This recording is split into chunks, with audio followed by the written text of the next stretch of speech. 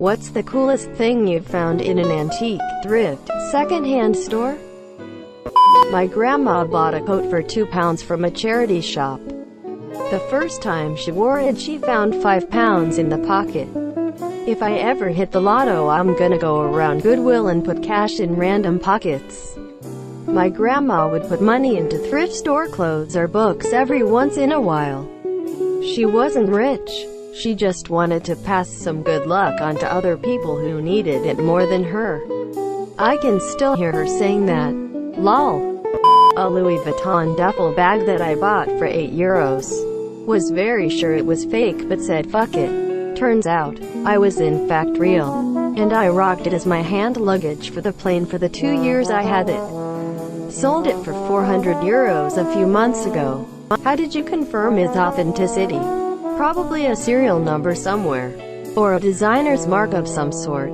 Even the closest copies aren't typically the same as the real thing. By an incredible coincidence, a couple years ago I found a Super Nintendo with a Star Trek sticker in a chipped corner from when it fell from the table. My Super Nintendo, which we had sold 25 years ago. It's back on my shelf now. All I need is a small Toshiba CRT TV and the nostalgia will be complete. My father found his childhood ride-on tractor in an antique shop 2 states away, and decades later, it was the same situation. Looked familiar, and he found the sticker from his dad's old business that he slapped on it. I bought a subwoofer and a box with it to restore it, and when I started taking it apart, a bunch of drugs fell out that were taped to the top of it. You just revealed so many people's hiding spot. An original Bob Ross painting complete with his red signature of a winter mountain night. Paid $10 for it. It was fake. Painted by a student of Bob Ross, is how they'd attribute it if it was forged painted by a student of a well-known Renaissance painter. Imagine watching the wholesomeness that Bob Ross is and using his wisdom to scam people.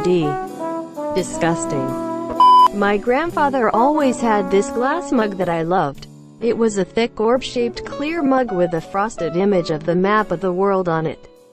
He would always drink his scotch out of it despite it having a little chip in the rim. He loved that mug. He passed about 5 years ago and I made sure I wound up with that mug. Last year I was in an antique store and found a complete set of them. They were apparently a promotional set from Nestle for Nescafe. I got the whole set for something crazy like $7. Now I have a complete set for my bar and I still drink my scotch out of the one with the chip in. The rim is here, not crazy in terms of value, but it was pretty great specifically for me. That's really awesome. Congrats. I found a New York City almanac for $5. It was published in the 30s. It was amazing. It had information about all the neighborhoods, all the hotels, restaurants, clubs, and the prices of everything. I also found an autograph book from the 50s. It was full of signatures and poems from high school kids. It was really neat. The book was owned by a boy, and a couple of the rhymes and autographs alluded to a crush he had on a girl named Sandy. Towards the back of the book, there was an autograph from Sandy. I always wondered if it was the same girl and if they ended up together. Was the autograph book boy's name Danny? If so, I might know the answer to your riddle. Tell me more, tell me more. Back in 1978, I visited a second-hand store in Chehalis with my parents. While we waited to meet someone next door, the topic of stamp collecting came up with the owner, and he pulled out a full-sized paper grocery bag full of stamps, and said we could have the whole bag for $10. My dad bought it. I had just started stamp collecting, and this were enough stamps to keep us busy for years. As it turns out, the whole bag was from the 40s to 60s. All Eastern European, Russian, and Nazi stamps. And clearly from another collector with lots of special issue plates, special commemorative issues, stamps from countries that no longer exist too. I still have the albums we arranged and Scott cataloged them in. That was nice of Scott to catalog them for you. Scott's a good dude. first edition, For Whom the Bell Tolls by Hemingway for $20. A hardly worn-out version of my favorite shirt in the same size as the one I already have. Now I have a backup. I found a box full of musket parts for $30 last year at a local antique store. Got home, pieced it together, and it's an original 1860s 3-band 1853 Enfield musket.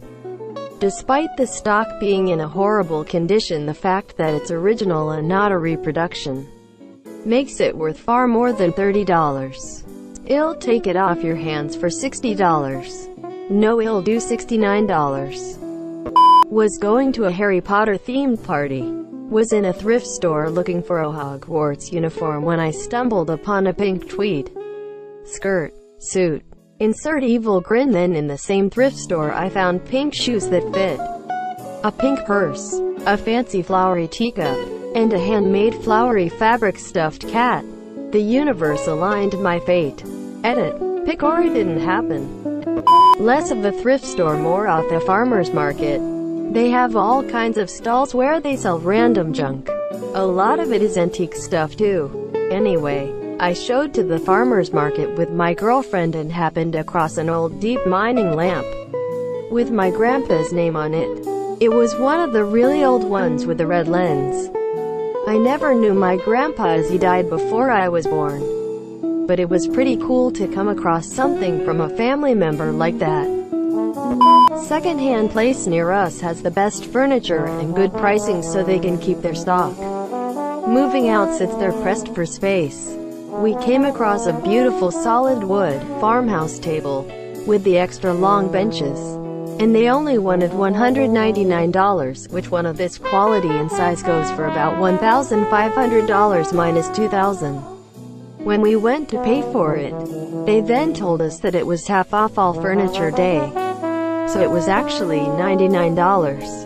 Even when we took everything apart so we could load it, every piece weighed a freaking ton since it was solid wood and not that cheap-ass pressed wood. Garbage. Note, I would have picked this up if I had the room for it at home.